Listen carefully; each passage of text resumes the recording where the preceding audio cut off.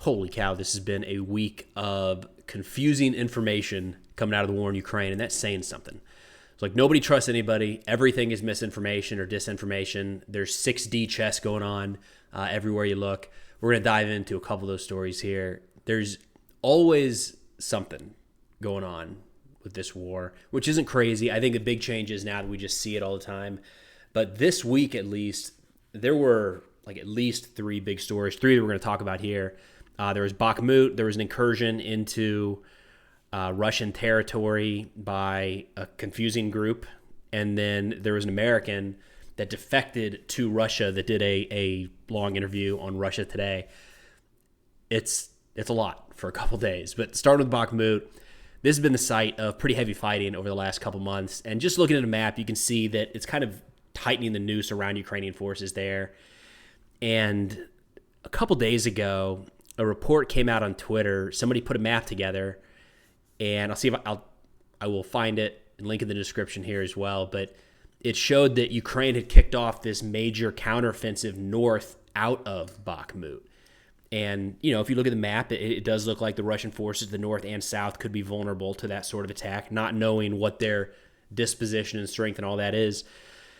And holy cow, it circulated fast. I had people on every platform asking questions. I saw comments everywhere talking about this Ukrainian counteroffensive. I saw a couple people post about it and report on it as though it was actually happening. And for about 24 hours, that was kind of the theme. Is here it is. This deal around Bakhmut has always been a trap. Now Ukraine is punching through. And I mean, now by March 3rd, I don't think I can say anything else other than that was just made up.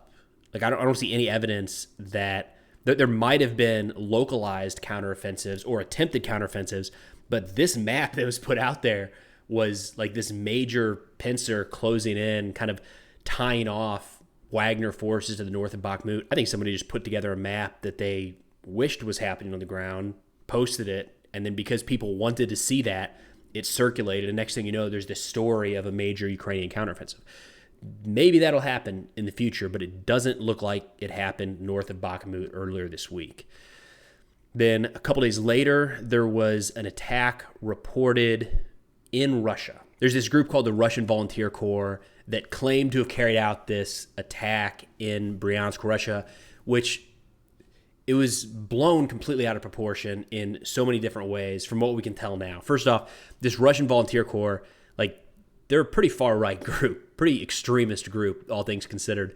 They come from Russia, or they are Russians. They've moved to Ukraine over the course of the last couple years. The founders bounced all over Europe. He's wanted by the United States. Like, these are neo-Nazis, or at least some of them in the group are neo-Nazis. They're not like the wholesome, good-hearted people. They are fighting on the side of Ukraine and have been tied to or fall under the Ukrainian Territorial Defense Forces. And there's videos and pictures of these guys fighting with Ukraine. Like, that might not be the best image for Ukraine. I got it. But they're there. They're on the ground. They're fighting Russians. They have a common enemy at the very least. Now, the goal of what this Russian Volunteer Corps is doing is, like I mentioned in the last video, they're not fighting for the sovereignty of Ukraine. They have larger goals of trying to kind of change how things are done in Russia. But as soon as the information around this attack came out, Russia immediately labeled it a terrorist attack. There's people coming onto their territory, shooting up a car. Now it looks like one killed, maybe a couple wounded. It really looks like a hit and run type deal. Russian media started putting out some pictures and videos today from the town, and there's even an account that is not verified, so take it with a grain of salt, but I'll put a link to that as well so you can look at it and make up your mind for yourself. But it was an interview with one of the guys who supposedly went on this raid, because this group, the Russian Volunteer Corps, is still claiming that they did this. There's pictures of these Russian Volunteer Corps people in Russia. They took the pictures, they took the videos. Now there's Russian media coming out showing the aftermath of the attack, and this individual account of this fighter with the Russian Volunteer Corps talking about how they planned the operation and how they moved across the border and how exhilarating it was to be fighting on Russian soil. And then he had some funny parts in there about how the border was very porous, really not well defended at all. And the reinforcements that were sent into the area, they scared off with a grenade launcher. and that none of the artillery or airstrikes or drones overhead really appeared until they were well out of the area, which it checks out. I saw so many, attempts, I think I'll say, at discrediting this and saying that this is fake. This didn't happen, either at baseline or it's a Russian information operation, completely staged. And some of the things people pointed to was that they had clean uniforms on. This area of Russia is just across the border from Ukraine, in an area that hasn't seen a lot of intense fighting over the last few months. So for soldiers on either side of this border, in this area of the war, to have clean uniforms is not crazy. The idea that they were wearing yellow armbands while they were in Russia must be disinformation, because why would they wear a uniform when they're operating behind enemy lines? Because it was a PR stunt, is what it looks like to me. They wanted to do this big PR stunt of, look, we made it into Russia. We were able to cross the border. Here we are, taking back Russia. Because that's part of their message, is it's time for a mutiny, time to rise up. And the false flag piece of this, I just can't, maybe I'll have to eat my words here in a few weeks, months, or maybe years when the information actually comes out. But it doesn't make a lot of sense. Now, a lot of things in this war haven't made a lot of sense, but to get a anti-Russian neo-Nazi group that's fighting in Ukraine against Russians to cross the border and kill Russians, but is somehow on the payroll and being operated by Russia, that's 7D chess. That's hard to comprehend. To pull that off that's deep. We've seen some other Russian false flags or attempted false flags over the years, and this would be incredibly complex, layers of complexity beyond what we've seen before. So anyways, I have a hard time now, again, I'm not on the ground there, but have a hard time now understanding this being completely fake. It does look like something happened. We're getting pictures from both sides. No, there was no large-scale firefight battle. They didn't seize a town in Russia. So no, they talk about why there weren't firefights with Russian soldiers. I think they said they killed one border guard, and then again, when the reinforcements came, they ran off after being fired upon by a grenade launcher. That's not crazy. It's not crazy for a hit and run to come in and out of the country.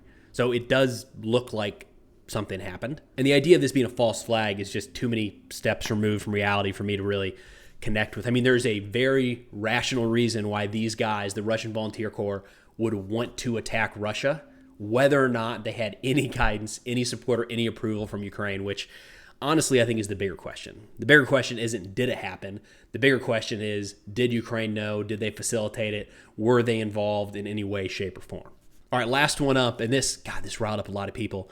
John McIntyre is an American that recently defected to Russia and was put on display on Russia Today, like a 17-minute interview where he had a lot to say. Called himself a spy. McIntyre's got a wild background. If 10% of what is starting to come out about this dude is true, he's lived a wild life. The only parts that I feel confident in saying are accurate is that he was in the U.S. Army for, I think, just over 2 years. He was with the 1st Armored Division out of Fort Bliss. He was an 11 Charlie Mortarman.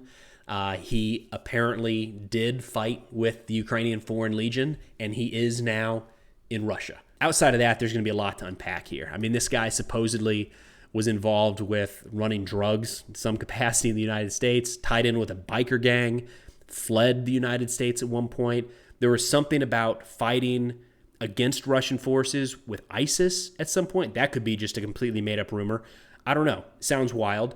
Then he joined the Foreign Legion and fought against Russia, then left Foreign Legion to Istanbul, Turkey, I guess, where he then fled to Russia. Now he's given up all these secrets, talking about all sorts of things he experienced while he was with the Ukrainian military.